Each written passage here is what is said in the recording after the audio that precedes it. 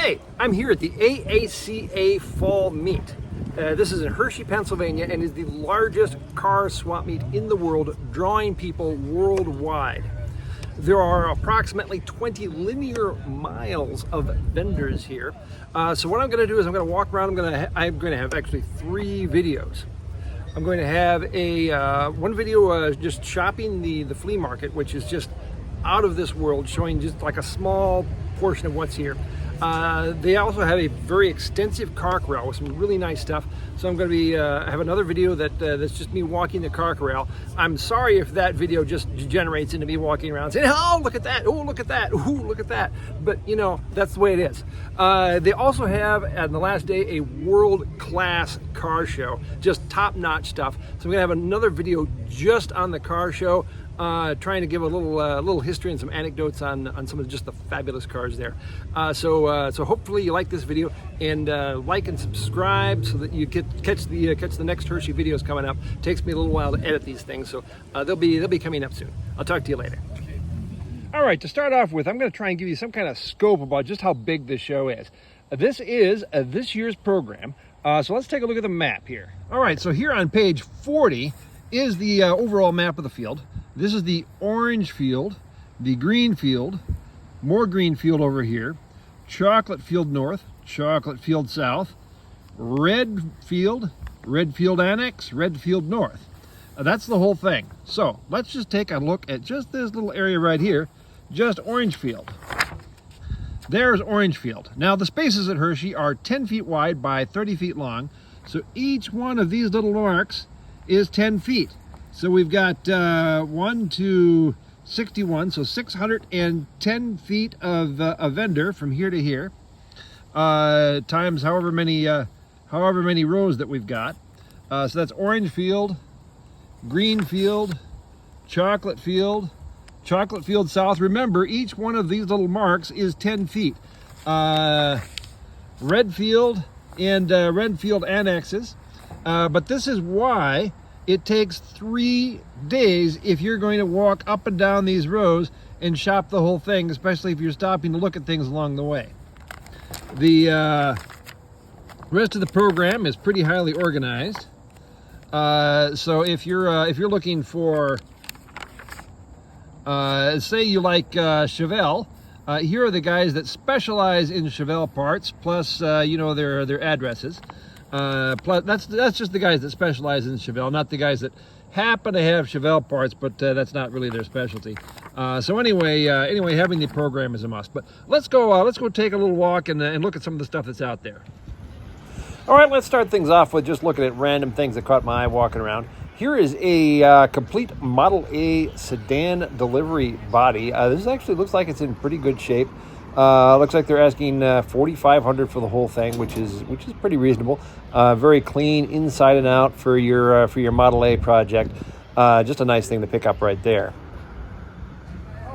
Hey, speaking of bodies, here is a nice truck box. I think he said it came off of a 35-36 Ford, but it could really be fitted onto just about anything. Nice clean metal sheathing, and wood on the inside is all in really great shape. Just a really cool thing. He didn't have a price listed on this, but it's super cool. You can see kind of maybe the remains of some graphics on the side. Nice project here. Hey, speaking of projects, here is a Vista Cruiser, actual Olds Vista Cruiser. This one's a little rough. He was asking $4,000, but he said he was negotiable on that. Hey, maybe I need some more Greek statuary in my house. I think this one is supposed to be holding a light or something that's not there. But anyway, for only $1,250, I can take this home and sneak it past my wife. Hey, there's a long surfboard there for sale.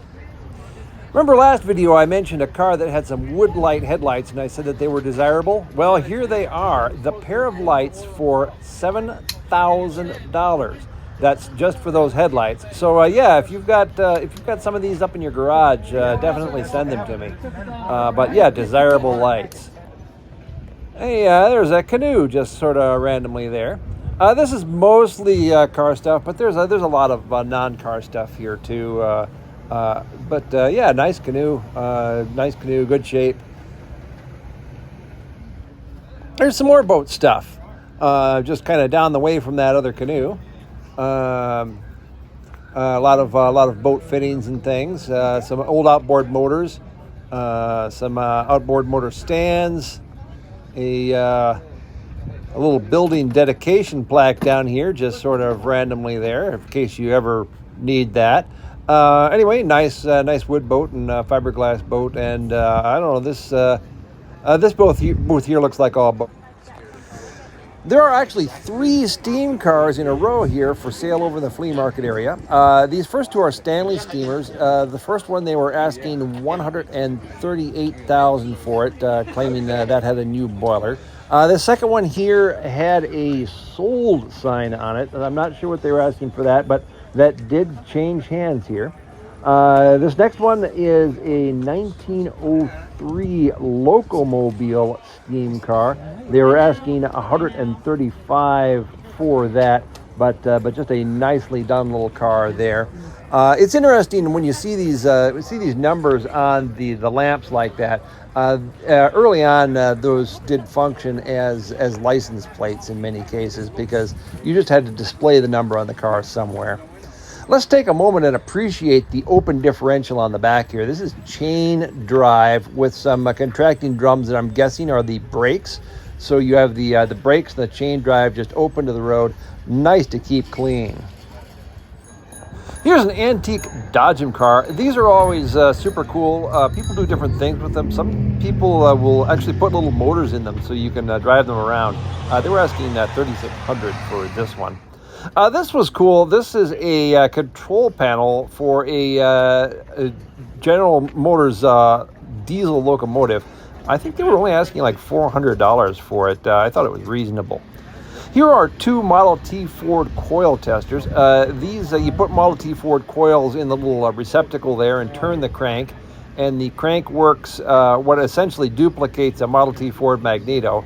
And yeah, there it is on the back. And then you can measure the power output for the coil and make adjustments to it. These things are kind of expensive, but they're around. Hey, speaking of Model Ts, this accessory manifold caught my eye. It's got 2 carburetors down there, which I'm assuming you can select between the 2 of them, because one is marked gasoline and one is marked kerosene.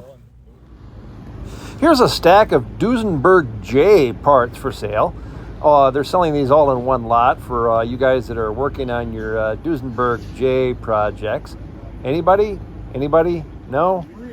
Hey, here's a more common car. This is a 1959 Cadillac Coupe de Ville. I actually used to own one of these, only mine was black. This one has had a recent repaint. The interior is nice, but a little worn. Actually, not too terrible a start to a project here. They were asking $25,000 for it, but yeah, that's a nice car. Or for about the same price, they're asking $22,500. You can get this World War I OX5 engine. That price actually is not out of line for these things. They're getting really hard to find and are highly desirable for people working on airplanes or even boats. Some sort of protest sign. Lots and lots of very high-end hood ornaments. I'm not even going to speculate on the prices of these things, but we've got a lot of very pretty ones here. Yeah, let's just examine these things for a while. I could look at these all day. They're just wonderful. Speaking of things that are just wonderful, here's a 1934 Ford panel delivery. They're asking $39,000 for this, but I think that's worth it. This is just a nicely, perfectly patinaed car. I think it needs nothing at this point. Yeah, look at the interior here. Nice. Yeah, the doors all solid. Everything inside is solid. Everything outside is solid. This thing is just ready to go as is. I'm just really taken with this thing. It's just a really, really super nice car. Here is what is not actually a Cushman. This is an American Moto Scoot. This is a company that was in business in the late 30s and 40s and used Briggs & Stratton engines. Just a kind of a rare little scooter here. So I was walking around and I was filming the early Ford V8 Foundation booth when the guy there saw me filming and said, "Hey, make us famous." I said, "Aren't you already famous?" He says, "No, not enough." And I said, "Well, I'll give it a shot." All right, so here we go. The early Ford V8 Foundation has a museum located in Auburn, Indiana. So go ahead and plan your visit right now. For more information, go visit earlyfordv8foundation.org. There we go. Best I can do. Someone brought one of my favorite vintage trailers. This is a Spartan Manor. They didn't buy it for selling. This is just for camping. What is for selling here is a whole bunch of Model T and Model A snowmobile conversion kits. This booth here has not only a bunch of original stuff, but he is making complete new conversion kits. So if you've ever wanted a Model T or Model A snowmobile conversion, this guy here is making all of the stuff brand new to do that, with the tracks in the back and the idler axle and the skis in the front and all of the hardware necessary for doing that. That's just like a really super cool conversion for your T or A. There are a lot of booths with just tons and tons of interesting and cool stuff. If you come here looking for something, it's really just a matter of looking. And I do mean looking. Like I said, there are a lot of booths here with a lot of stuff. Like this giant bomb. I really need to buy things like this for when I eventually have grandkids. That way, when my grandson brings his friends over and says, "Grandpa, can we play with the big giant bomb?" I can say, "Yeah, you're at Grandpa's house now."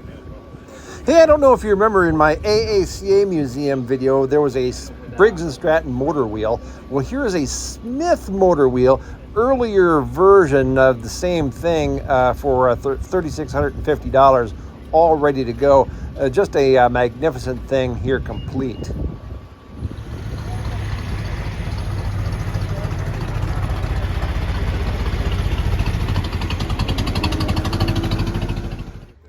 Here in these three crates is a complete Bailey bridge building training kit from World War II.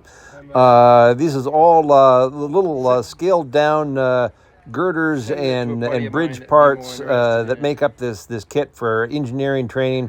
There's the rest of it is down there on the ground for only $350. I thought that was pretty reasonable for something actually super cool. Hey, you like bikes? There are tons and tons of vintage bikes of all vintages here. Anything, I saw an early 1860s Bone Shaker all the way up into the 1970s Stingray. Oh, there's a Corgi. Anyway, just lots and lots of stuff here. I'm not sure what the story was with this big AA gas truck. It was just sort of randomly parked there. Anyway, I think this is a 1930, if I'm not mistaken. But it was just really nice with just absolutely wonderful patina. And even though I'm not really sure that it was for sale, I just have to show you. Here is something I've seen before, but it's kind of cool. This is a Nash Metropolitan police car. I believe this is just here advertising the Metropolitan Club. But anyway, this is actually a real thing that they had for traffic enforcement back in the day. That's super cool. Just a lot of super cool things here. Here is a standing Abraham Lincoln hood ornament. Nice little accessory for your Lincoln. Here is a U.S. Army chemical weapons attack siren. That's actually pretty cool. Well, not cool if you would have heard it back in the day, but nowadays it's cool. A little sled there. I thought this was neat. This is a little accessory horn, goes on the side of some kind of big giant touring car in the original case, no less. Anyway, just a really interesting thing there. Hey, here's an early brass car that I can actually afford. This is a 1912 Cadillac Project. I don't know. This one might be a little bit too far gone, but hey, it's an honest to goodness 1912 Cadillac. And it's in my price range. Yeah, I don't know about that.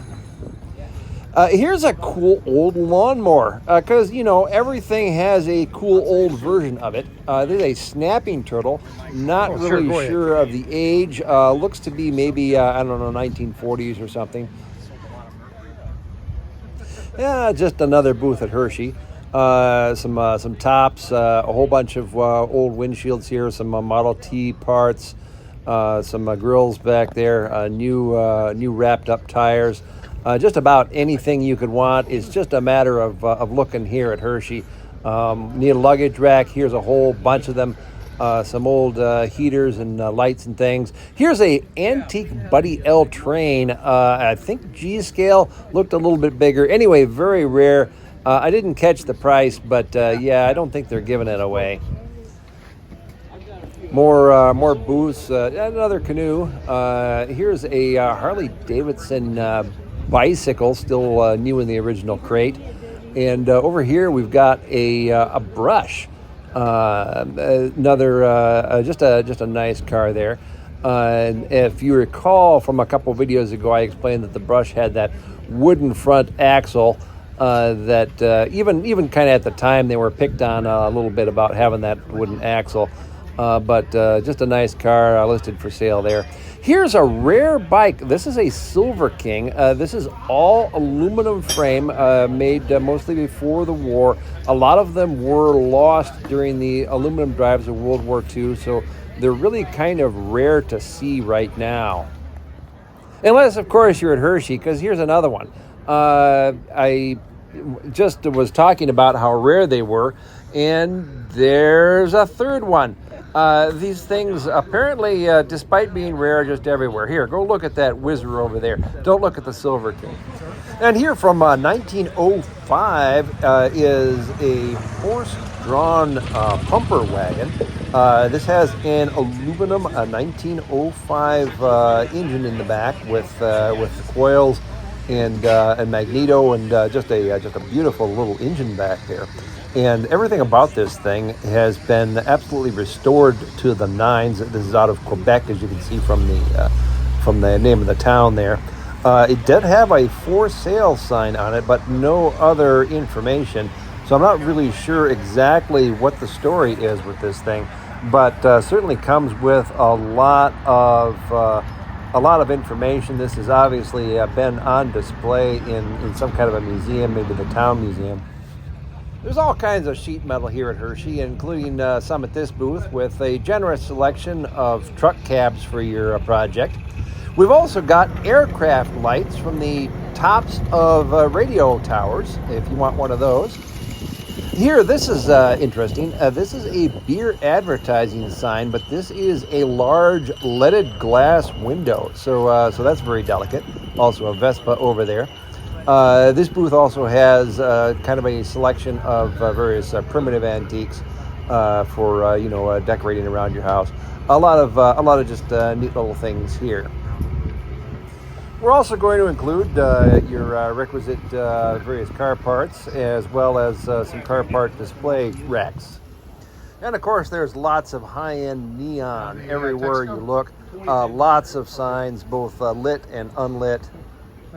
Here's a couple of race cars. This blue one actually is run with an Alto outboard motor. They don't know any history on that one. This one over here is a V8 60 in there. They say that has actual race history.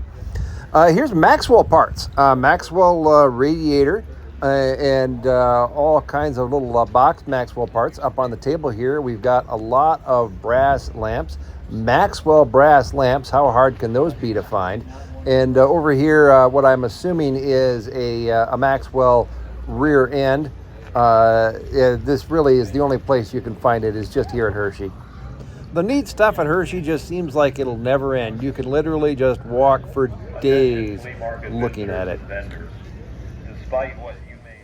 Well, that was the Hershey Swap Meet.